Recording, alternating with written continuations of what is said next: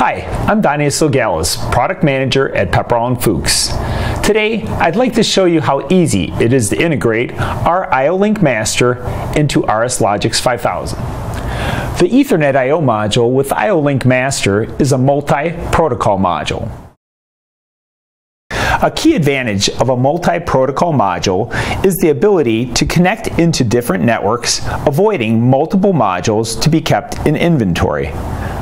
The Pepperl+Fuchs module can be configured one of two protocols, Ethernet IP or Profinet. The module has 3 rotary switches. Using these rotary switches, you can easily set the protocol and IP address of the module. The first rotary switch, X100, is used to set the protocol. Since we will be using Ethernet IP as the protocol, we will set X100 equal to 1. The 3 rotary switches also are used to set the last octet of the IP address. On a new module, the default setting for the first 3 octets of the IP address is 192.168.1. By setting the rotary switches to X100 equaling 1, X10 equaling 0, and X1 equaling 1, the IP address of the module is 192.168.1.101 for Ethernet IP configuration. After setting the protocol, a power cycle is required for the module in order for the configuration to take effect.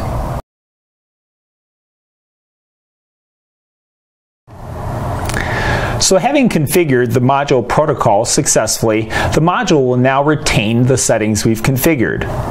However, keep in mind, a factory reset is required to the module in order to now modify the protocol.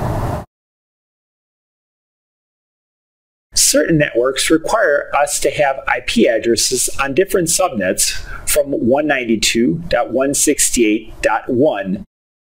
In cases where the first 3 octets need to be changed, we could take advantage of the integrated web server. Launch a web browser. Enter IP address of the Ethernet I/O module. The integrated web server should now display. Note: make sure the proxy server on your PC has been deactivated when using this feature. Proceed to the Systems tab. Under the IP settings, you will see the IP address of the Ethernet I/O module that has been configured. Modify the first 3 octets in the IP address as 172.18.10 and keep the last octet at 101.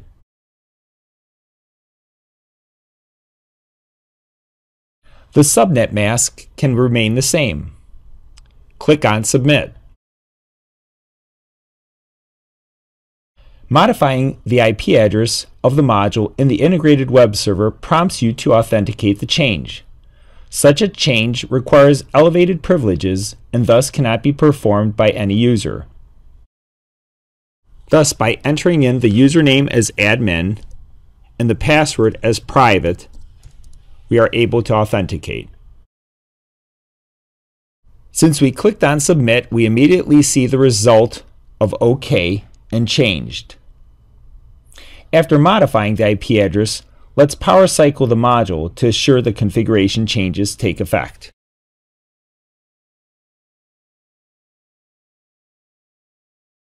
Having modified the IP address of the module, we must now update the IP address of the computer. By launching the control panel and accessing the adapter settings, make the appropriate changes to the computer IP address such that the IP address resides on the same subnet as that of your Ethernet I/O module. Now let's validate a successful connection by relaunching the integrated web server at the new module IP address of 172.18.10.101. To assure our IP address changes have taken effect, let's proceed onto the System tab and check the updated IP address, which can now be displayed.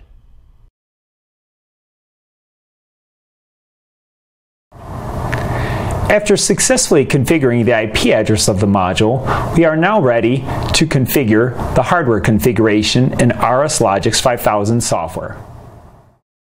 Integrating an Ethernet I/O module with integrated IO-Link master into RSLogix 5000 software can be done one of two ways. This depends on the version of software being used. For versions earlier than version 20, a generic profile for the IO-Link master needs to be configured. However, RSLogix 5000 version 20 or higher, an EDS file can be downloaded and registering enabling various IO-Link mapping in the software. The EDS file required for the module can be downloaded from the Pepperl+Fuchs website. In your web browser, enter the following URL. In the search field provided, you will enter the following. As the module appears, by selecting it, you are provided a list of tabs. The EDS file is positioned under the Software tab. Download this locally to your computer.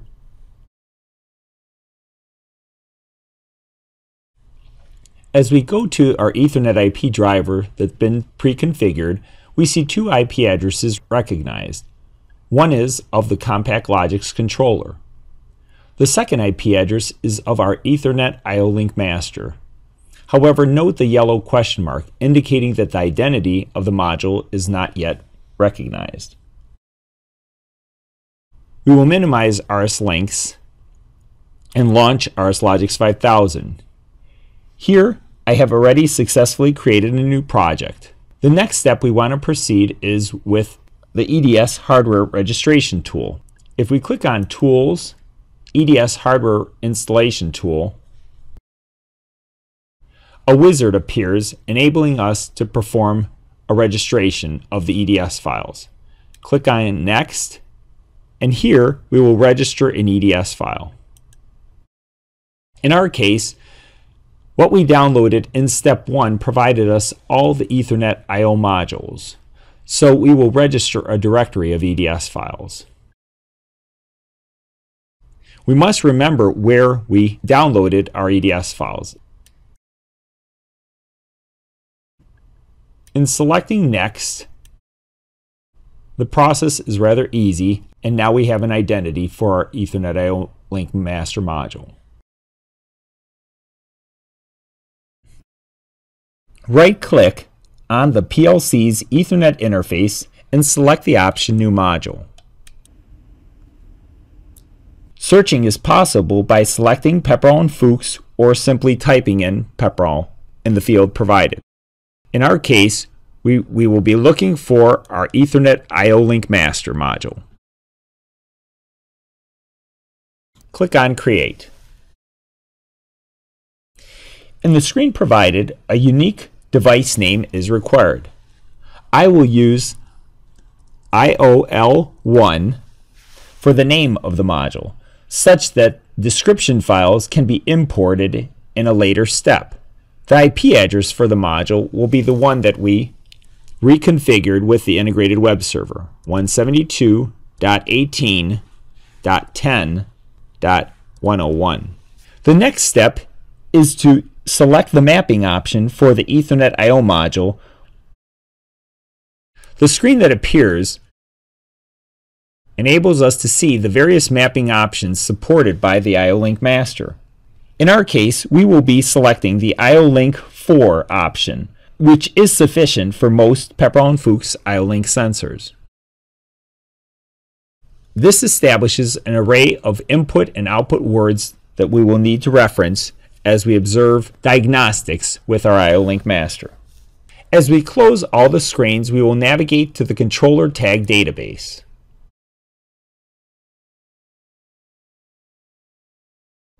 However, a PLC programmer needs descriptions for each data word mapped of the IO-Link input and output image. Currently, although our arrays have been established, we have no information populating our description field.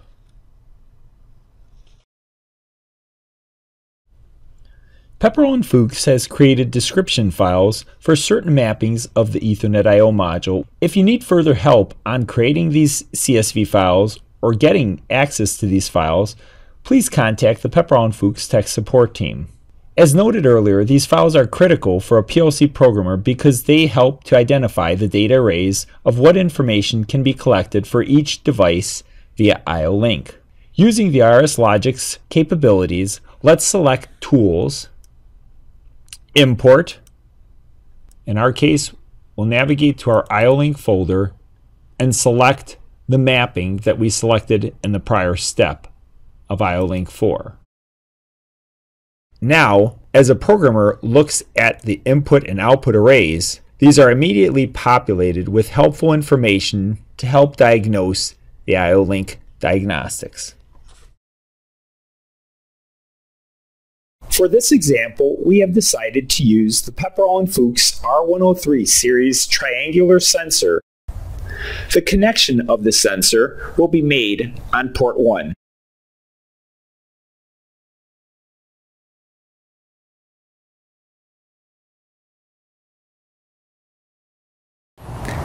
Having successfully configured the mapping option for our I/O link master, we are now ready to configure the ports on the module.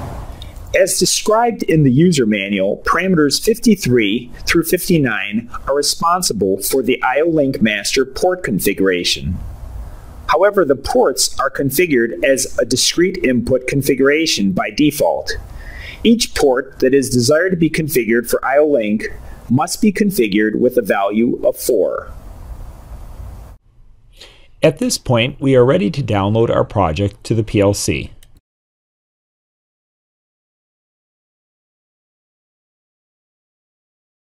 As we put our project into run mode, we want to navigate to the controller tags. In the controller tags, we want to open up the configuration array of the I/O link master.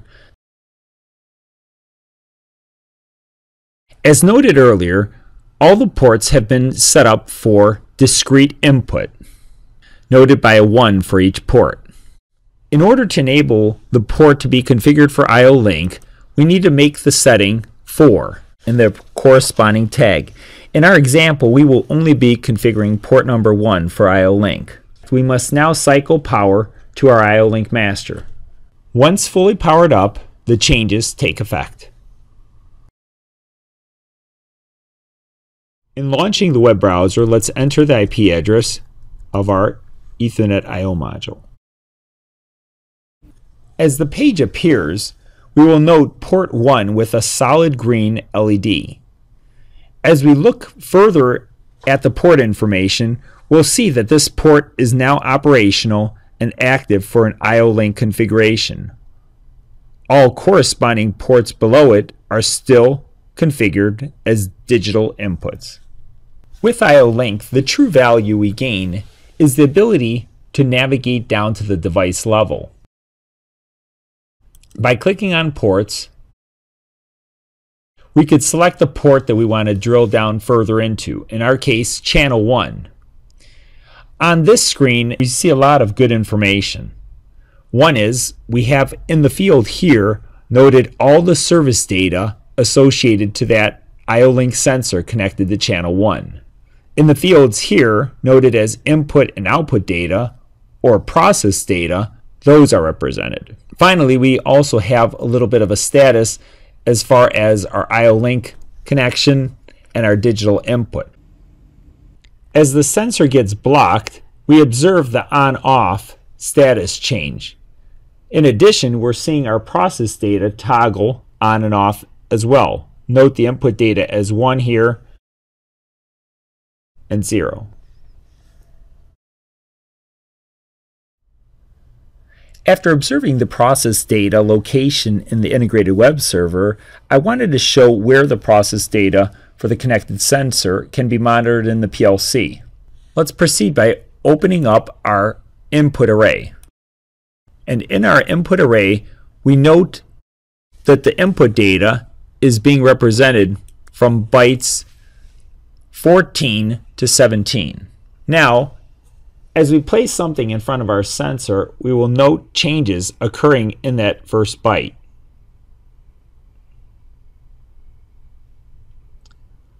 So again, what we were able to observe in the integrated web server is also possible to be observed in the PLC. Thanks for watching the video on integrating a Pepperl+Fuchs IO-Link master into RSLogix 5000. Be sure to subscribe to our YouTube channel and drop any comments or questions you may have. Thanks again.